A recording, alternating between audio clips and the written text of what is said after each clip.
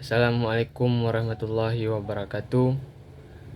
Kami dari kelompok 3 ingin menampilkan hasil kerja kelompok kami, yaitu tentang peraturan-peraturan yang menyangkut lingkungan hidup.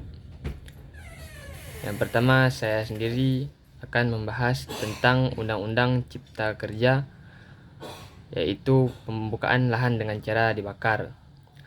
Pembukaan lahan dengan cara dibakar ini diperbolehkan pada pasal 69 Undang-Undang Nomor 11 Tahun 2020 yang menyebutkan ketentuan-ketentuan yang dimaksud tentang pembukaan lahan dengan cara dibakar yang bisa diterkecualikan bagi masyarakat tertentu, yaitu di mana masyarakat ini memperhatikan dengan sungguh-sungguh kearifan budaya lokal daerah masing-masing, di mana ini tertulis di pasal 69 ayat 2. Masyarakat yang memperhatikan kearifan lokal ini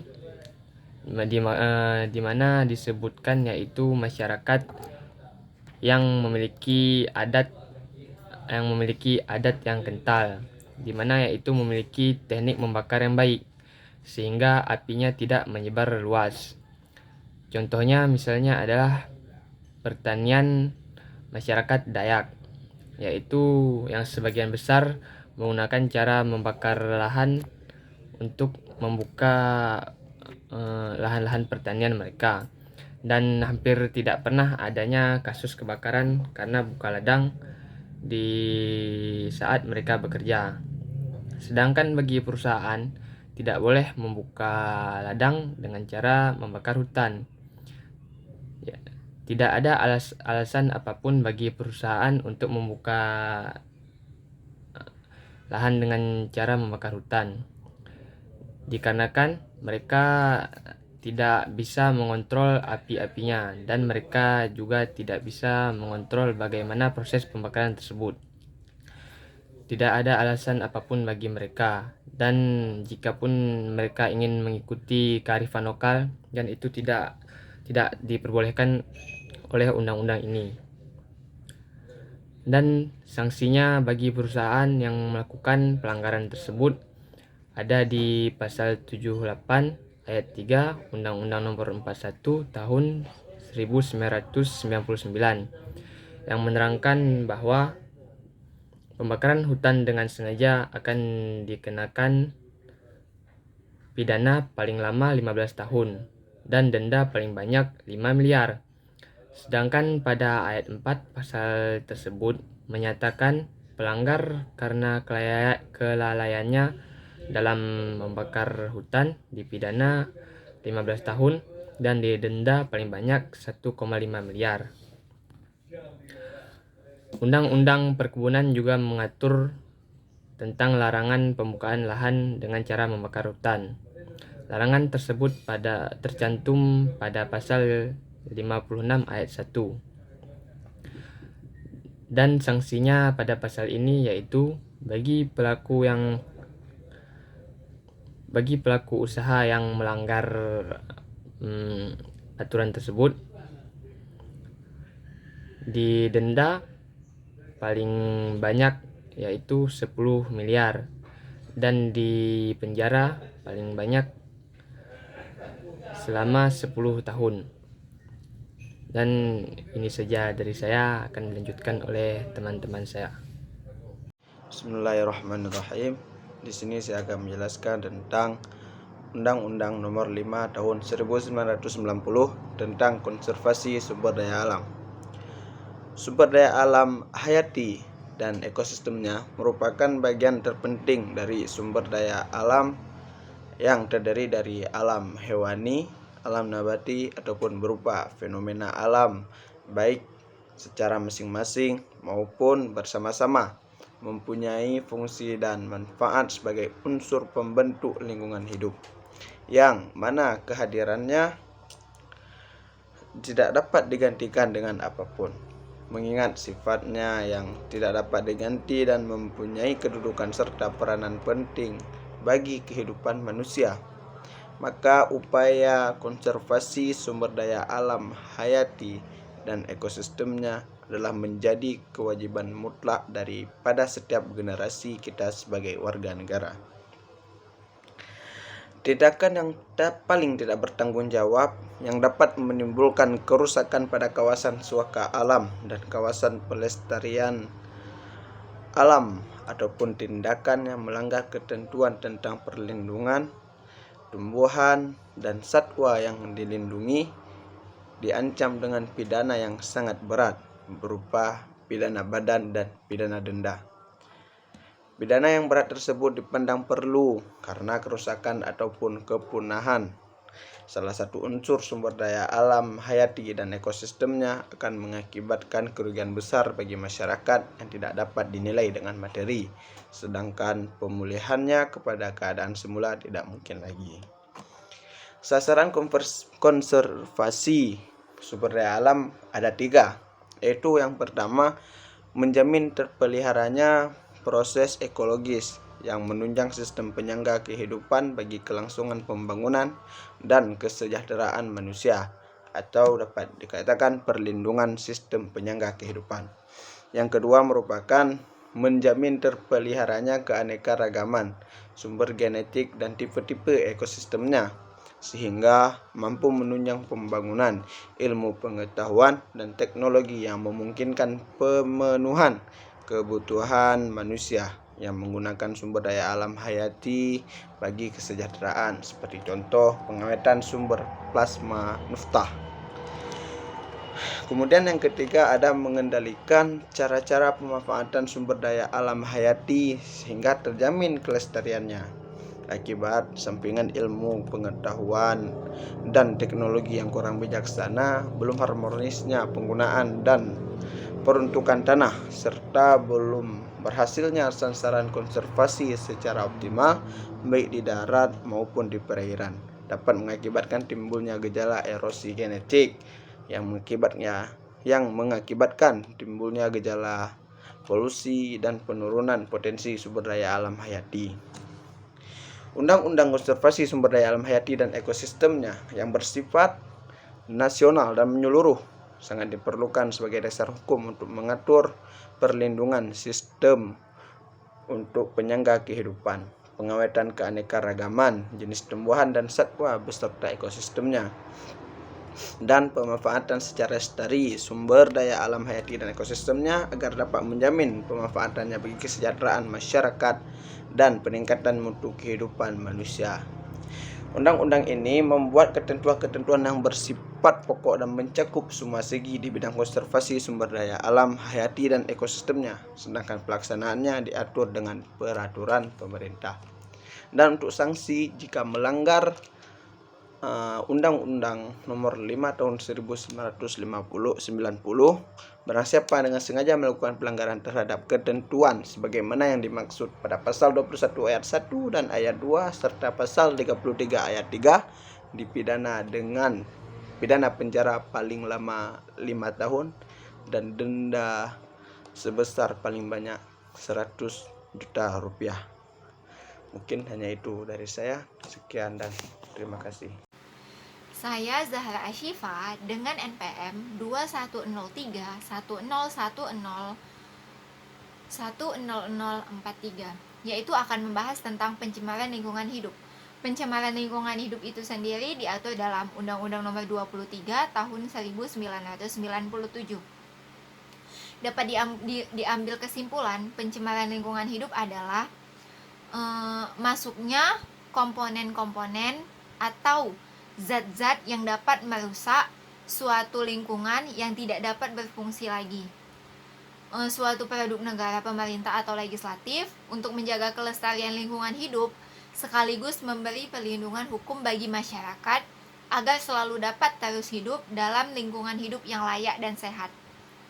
Pengelolaan lingkungan hidup wajib dilakukan secara terpadu dengan penataan ruang, perlindungan sumber daya alam non-hayati, perlindungan sumber daya alam buatan, konservasi sumber daya alam hayati dan ekosistemnya, kemudian cagar budaya, keanekaragaman hayati, dan perubahan iklim. Dalam pasal 5 Undang-Undang Nomor 23 Tahun 1997 disebutkan ada hak-hak masyarakat. Hak yang pertama yaitu setiap orang mempunyai hak yang sama atas lingkungan hidup yang baik dan sehat. Yang kedua, setiap orang mempunyai hak atas informasi lingkungan hidup yang berkaitan dengan peran dalam pengelolaan lingkungan hidup. Yang ketiga, setiap orang mempunyai hak untuk berperan dalam rangka pengelolaan lingkungan hidup sesuai dengan peraturan perundang-undangan yang telah ditetapkan. Kemudian yaitu ada pasal 6 Undang-Undang Nomor 23 Tahun 1997. Di situ ada terdapat tentang kewajiban dalam menjaga lingkungan hidup.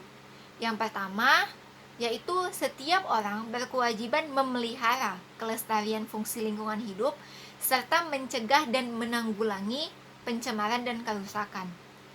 Yang kedua, setiap orang yang melakukan usaha atau kegiatan berkewajiban memberikan informasi yang benar dan akurat mengenai pengelolaan lingkungan hidup itu sendiri.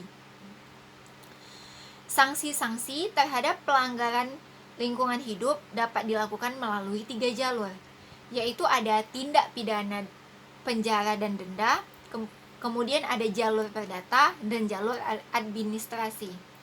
Untuk sanksi, pidana bersifat kumulatif bukan alternatif. Jadi, sanksinya diterapkan apabila keduanya yaitu sanksi pidana. Hukum tentang penebangan hutan secara liar. Hukum tentang penebangan hutan secara liar diatur dalam Undang-Undang Nomor 18 Tahun 2013 tentang pencegahan dan pemberantasan perusakan hutan, Undang-Undang P3H. Ketentuan perundang-undangan ini merupakan lex specialis atau ketentuan khusus dari Undang-Undang Nomor 41 Tahun 1999 tentang Kehutanan. UU P3H ditunjukkan untuk menjerat kejahatan kehutanan yang masih dan terorganisir. Inilah sifat kekhususan yang ada di Undang-Undang P3H dibanding Undang-Undang Kehutanan. Dalam Undang-Undang P3H disebutkan bahawa hutan adalah suatu kesatuan ekosistem berupa hamparan lahan berisi sumber daya alam hayati yang didominasi pepohonan dalam komunitas alam lingkungannya yang tidak dapat dipisahkan antara yang satu dan yang lainnya. Sedangkan kawasan hutan adalah wilayah tertentu yang ditetapkan oleh pemerintah untuk dipertahankan keberadaannya sebagai hutan tetap.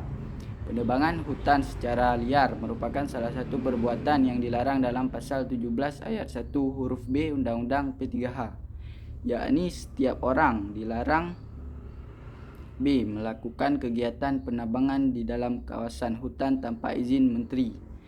Setiap orang ini dapat berarti orang perorangan maupun korporasi. Bagi yang melakukan larangan tersebut akan dikenakan ancaman pidana. Jika dilakukan oleh individu orang, ancaman pidana penjara paling singkat 3 tahun dan paling lama 15 tahun, serta pidana denda paling sedikit 1.500.000.000 rupiah dan paling banyak 10 miliar rupiah.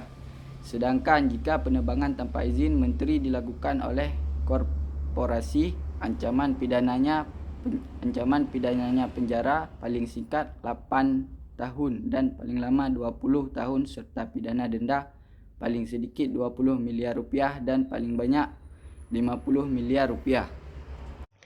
Adapun aturan tentang lingkungan hidup yang terakhir ialah Undang-Undang Nomor 32 Tahun 2009. Upaya pelestarian lingkungan hidup menjadi kewajiban bagi setiap warga negara tanpa terkecuali. Jika lingkungannya terjaga dengan baik, maka keberlangsungan hidup manusia juga semakin terjamin. Salah satu upaya pemerintah Indonesia dalam mengupayakan pelestarian lingkungan hidup ialah melalui pembuatan Undang-Undang Nomor 32 Tahun 2009 tentang perlindungan serta pengelolaan lingkungan hidup. Undang-undang ini disahkan pada 3 Oktober 2009 oleh Presiden Indonesia saat itu, yaitu Bapak Susilo Bambang Yudhoyono, beserta Kemenkumham pada saat itu juga, yaitu Pak Andi Matalata. Adapun isi Undang-Undang Nomor 32 Tahun 2009 secara garis besar ialah Undang-Undang Nomor 32 Tahun 2009 berisikan upaya sistematis dan terpadu untuk melestarikan lingkungan serta sebagai upaya pencegahan terjadinya pencemaran atau kerusakan lingkungan hidup. Hal ini tercermin dalam pasal 1 ayat 2 Undang-Undang Nomor 32 Tahun 2009 yang berbunyi, perlindungan dan pengelolaan lingkungan hidup adalah upaya sistematis dan terpadu yang dilakukan untuk melestarikan fungsi lingkungan hidup dan mencegah terjadinya pencemaran dan kerusakan lingkungan hidup yang meliputi perencanaan, pemanfaatan, pengendalian, pemeliharaan, pengawasan, dan penegakan hukum. Adapun tujuan dari upaya perlindungan serta pengelolaan lingkungan hidup tercantum dalam pasal 3 Undang-Undang Nomor 29 dan Undang-Undang Nomor 32 Tahun 2009.